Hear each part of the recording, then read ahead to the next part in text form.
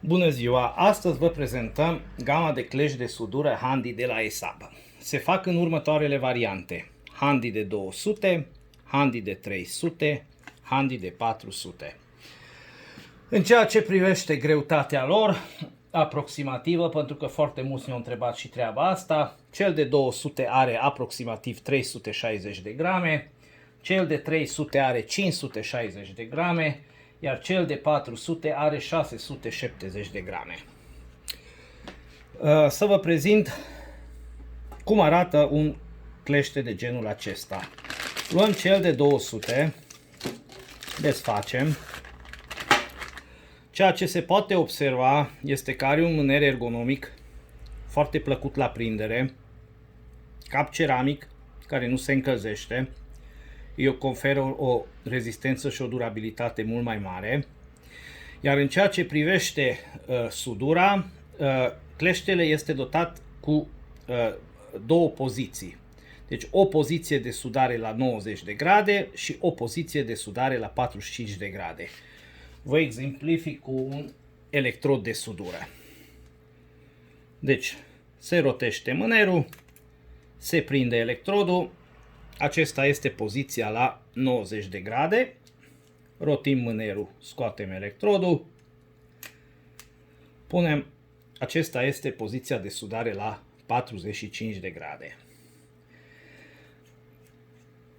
Cleștele vine însoțit în pachet de o cheie hexagonală de care o să avem nevoie în momentul în care punem cablu și de o bucată de metal care asigură o mai bună prindere a cablului de sudură. Pentru a putea pune cablul de sudură, prima dată va trebui să îndepărtăm mânerul. Mânerul se îndepărtează prin mișcări succesive de genul acesta, deci trebuie tras înapoi. Merge puțin mai greu, dar probabil o singură dată va trebui să faceți operațiunea asta.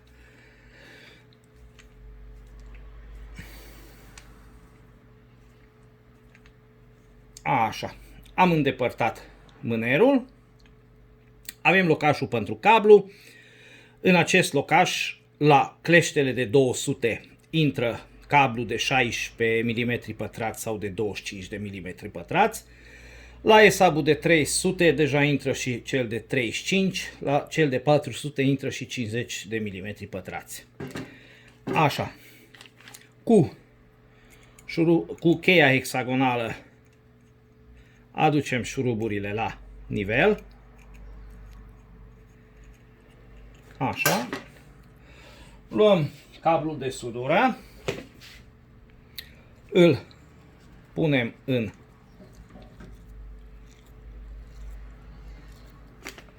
mânerul, îl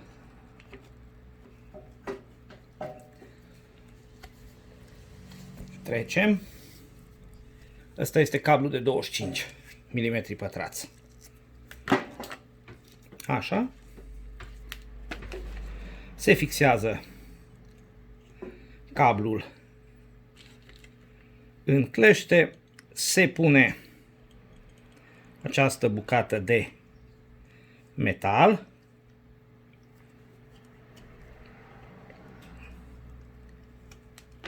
Așa. Pe urmă se strânge șurubul până la nivel. Strângem și celălalt șurub.